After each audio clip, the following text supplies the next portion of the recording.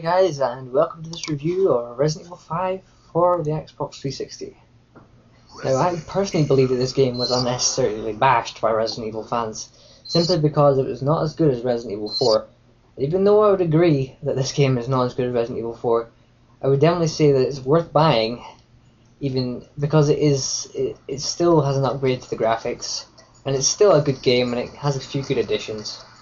But first off, I'm going to be talking about the story and the characters of the game. Obviously, if you haven't played a Resident Evil game, you won't know who that is.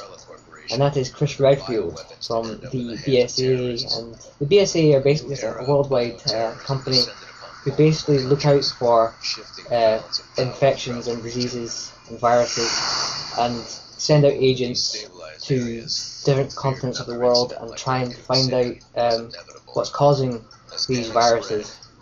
And obviously you're in Africa this time, and supposedly you're meant to go and investigate the spread of a virus called, which you eventually find out is called Ouroboros, which is spread by Umbrella, which was from the light gun game for the GameCube, which was Umbrella Chronicles. Now, obviously there's a new addition to a character in the game, since Jill Valentine died in the light gun game for the GameCube. But obviously, if you haven't played Resident Evil before, you will not know that Jill Valentine did die. But you will probably be able to tell simply from his way of speaking to Sheva Olimar, that he's not very comfortable, simply because he's still grieving over the fact that Jill is supposedly dead.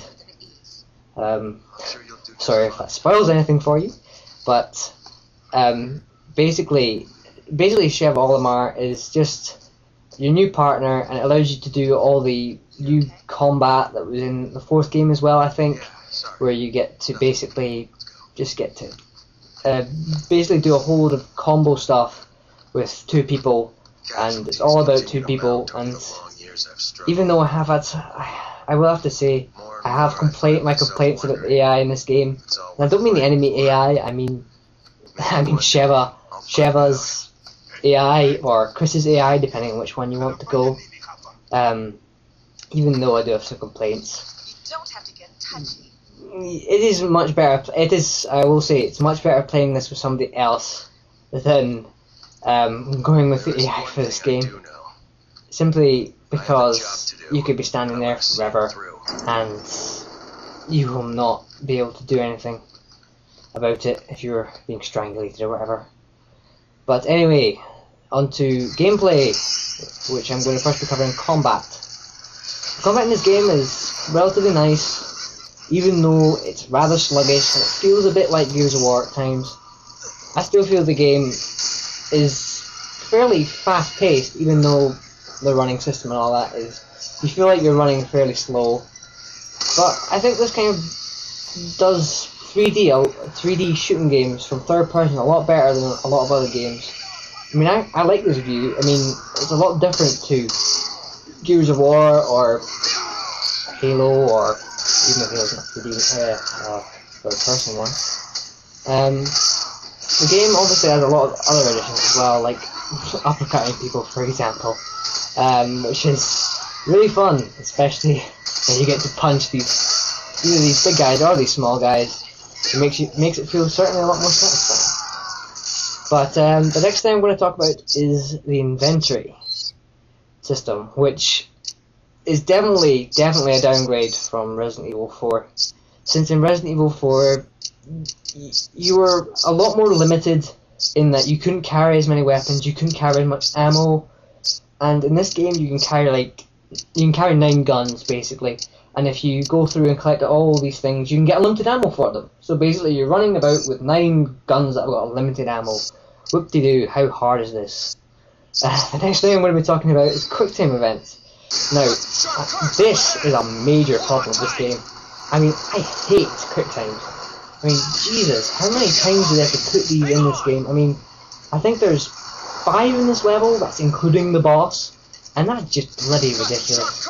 I mean, I don't know the Xbox 360 controller enough to be able to say which one's X and which one's Y. I know B and A, I know L and R, but I mean, even the bosses have this. And the bosses will do like a fifth of your health It's really annoying. Especially this boss. This boss does it in a cutscene. I mean, imagine being hit by that in a cutscene. You're dead instantly, and that's really annoying. And that one as well. That one instant kills you.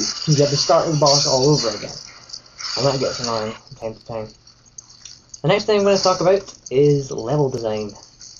The levels have always been fairly good in Resident Evil games, and these ones certainly don't fail to disappoint, since all the levels seem rather unique in where you are, and they follow quite a linear pattern, sort of like you can go from one stage to the next, and the next level will be a bit different from the last one, even if it seems like it's in the same area, and that's always a good thing. And even though the levels seem a wee bit burnt at times, I would certainly say it doesn't take anything away from gameplay. So the next thing I've got to go on to is the cutscenes. Of course, cutscenes have always been used in video games, and they're always good for advancing the storyline and the character development.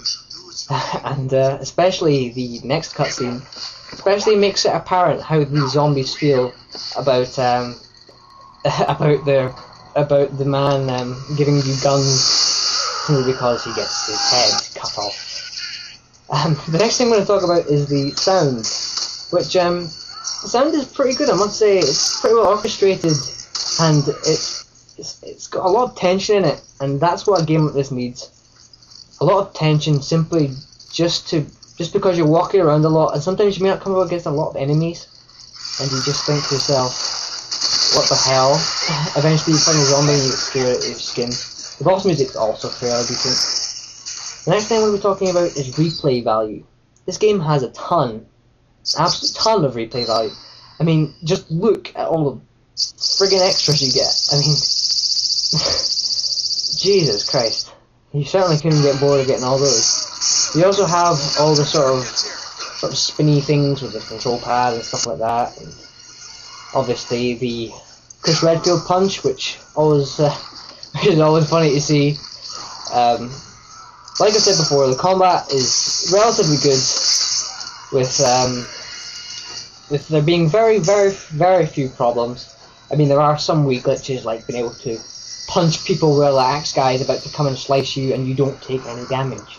But overall, the game's replay value simply for doing this, it does the culling of zombies very well, I must say.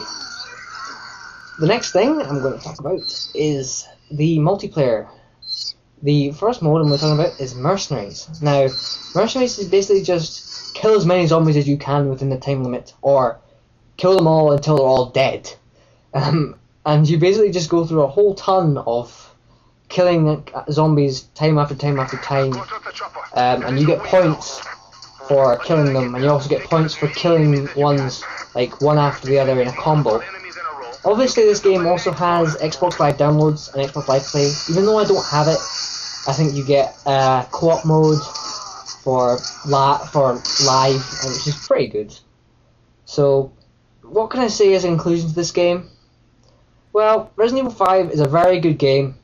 I mean, the levels are all well designed, the characters are developed well throughout, the system of running through is quite unique. However, there is one big problem that I've mentioned before, but I'm going to mention it again because I feel it's the biggest problem this game has, and that is the AI. The AI for Sheva is crap. I mean, look at this. I mean, I'm going to be stuck here for 5 seconds simply because Sheva Orma won't do anything. But that's the only major problem I have with this game. So that's it for my Resident Evil 5 review. I hope you've enjoyed it. Peace out.